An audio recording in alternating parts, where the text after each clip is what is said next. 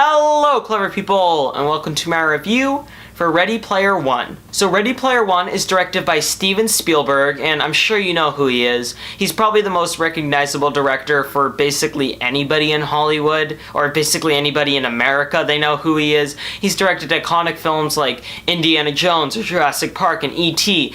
And with this story, he is tackling the story of a boy, or a man. I guess that in the book he was in high school, but I believe that he's in his 20s or so in this movie, and it follows him as he is trying to find 3 different keys that are spread across the virtual world of the Oasis. So the Oasis is basically a place where you are able to put a headset on and you are suddenly transported into a world where the limits are your own imagination. You can be anything that you want, you can do anything that you want, you can live anywhere that you want, and it follows the story of the boy and his search for the 3 keys, and basically the 3 keys, when they are found, they will lead him to a place where he will inherit $500 billion and also complete ownership of the Oasis. So it's about him trying to find it, while also there is this other corporate group that is attempting to beat him during the races and find the 3 keys so that they can own over it,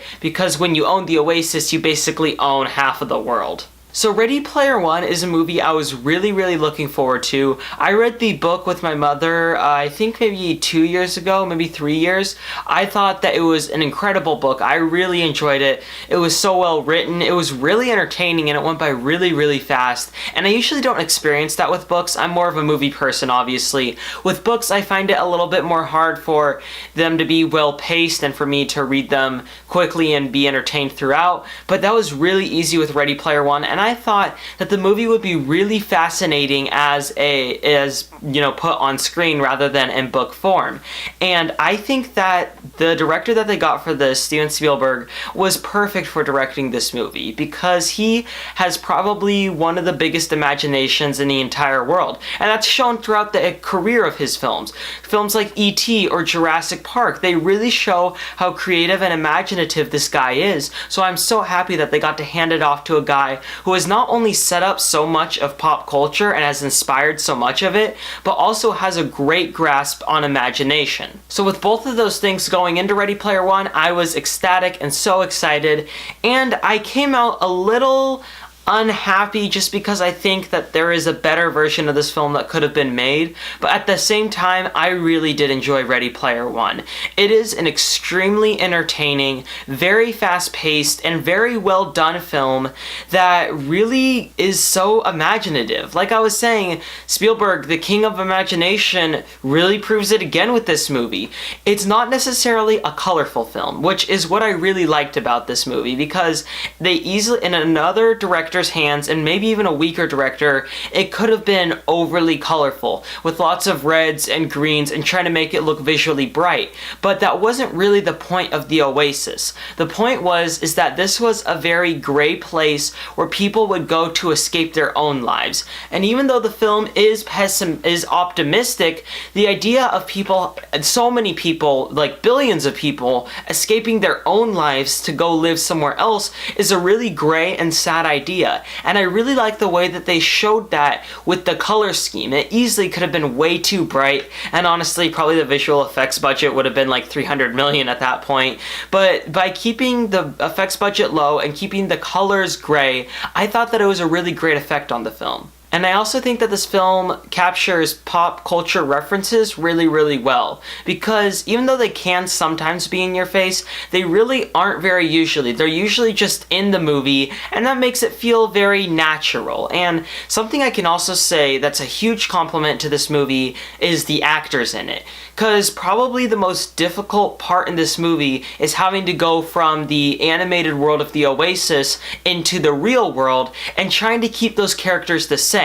Because, something that's really difficult for voice actors against real actors is trying to put enough emphasis into your voice and trying to match your voice well enough with your animated character so that their mannerisms work with the voice. That's why usually you have different voice actors than real life, in front of the camera actors, because voice actors are able to match their characters a lot better and are able to match their mannerisms. And what was really surprising out of this movie was how good some of the performances were. They were really great at capturing the feeling of their characters while on the Oasis and while in real life. They were basically the same character and you saw them as the same, and it wasn't jarring ever because the actors did such a great job. Now, something I think that this movie could have worked on a bit is the way that it told its story for the first 2 acts. The issue is that the first 2 acts of the movie are definitely far too short. And the thing is, this is a 2-hour and 20-minute movie. But what you can also say about it is that it's so entertaining that it feels really quick and it feels like it's only an hour and a half or 2 hours. So that's why I think that of all movies, this one is one that should have had more time. If you would have added 40 minutes to the runtime and given it like a 3-hour runtime, an epic, obviously, I think that it would have worked a lot better because it would have helped a lot of issues with the movie. One of the main issues is the fact that the whole huge event in the Oasis of finding the 3 keys happens in the course of a couple days. And because of that, that really makes the impact and the epic feeling go down quite a bit. I think that this movie really would have benefited if it would have chosen to take place over even like a couple months, or like it was in the book, a couple years, because you would have been able to feel how difficult it was to find these keys. It wasn't just a walk in the park. It wasn't like random anonymous people could have done it. It was really difficult, and it took many years for people to find one of the keys and then another few years to find another one. And it wasn't just quick and instantaneous. It didn't magically happen. I think that you also could have developed some of the side characters a little more. There's the characters like H and Dado and Soto that are fine characters, and I see why they weren't developed as much as they could have been, but I still think that you could have had a bit more emotional connection with the movie if you would have developed them.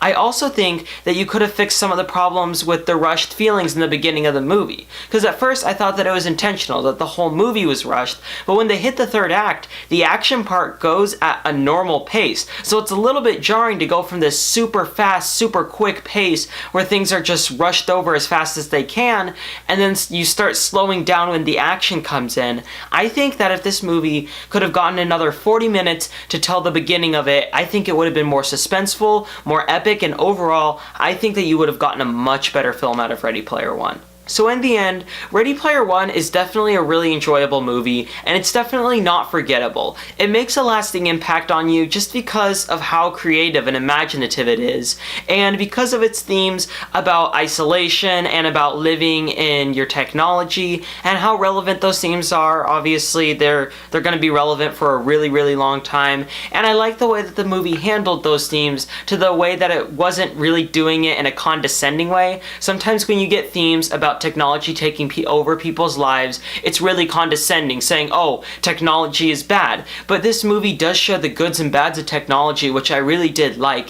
And I think that the film overall is very well done. I think it's a little cheesy, which I didn't get into. Basically, I think that the movie, at the end of the movie, its big theme is a little cheesy because it's a little too Hollywoodized. I can't go into that without spoilers, but I think the movie is a little cheesy. I think it's a little too short, even though it is 2.5 hours long.